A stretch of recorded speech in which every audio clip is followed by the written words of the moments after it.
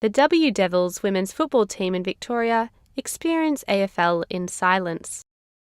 My name is Max Eyking. I'm the head coach for the Women's Deaf Football Victoria team.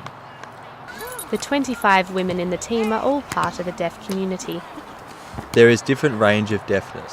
Deaf, cochlear implant, people who don't use sign language, oral, all different. The WDevils are part of Deaf Football Victoria, who established a men's team in 1964. It happened with AFLW.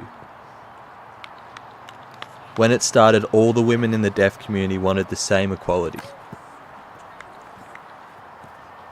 We set up last year. Lots of women were really keen to play and continue their contribution. Hi, my name is Precious. I am deaf. Football, it's the sport, the marking, the kicking. It's really interesting. My favourite team is St Kilda. Auslan is the first language of many deaf people and is the primary form of communication on the team. I'm deaf and they're deaf, so communication is pretty effective. It feels good communicating in Auslan. It makes me feel comfortable as well. Heidi plays for a hearing team as well as the WDevils. This deaf team, it's easier communication for me. For the other hearing team, it's a bit of a barrier, but they are improving and making it more deaf-friendly. So how does a deaf football game differ from a hearing match?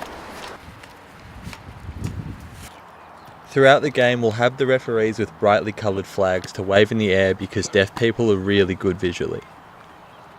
They'll be able to be aware of that. A whistle we can't hear. The other Australian states combine to verse the WDevils in their annual match. So we have this event to make hearing people more aware that, wow, deaf people can play, and to break down some barriers for the future. But there is someone who is starting to break down those barriers as the only deaf player currently in the AFL. Sam McLarty is a 2016 draftee with Collingwood Football Club. He wears a cochlear implant. So I'm deaf. I've been deaf since birth, and that's the way it always has been for me. It's my life. I had this enormous passion for the game, and I also just wanted to prove to everyone that I, as a deaf person, could do anything that anyone else could do. The fact that we're all deaf sort of unites us in that sense, and our passion for football unites us again. So the fact that there's deaf football clubs out there, it's great to open people's eyes up to, I guess, the world of the deaf and hard hearing.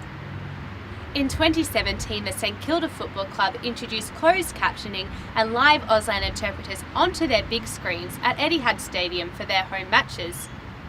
In 2017, the Collingwood Football Club also introduced a partnership with Vic Deaf to make sure they had live interpreters at their events and press conferences.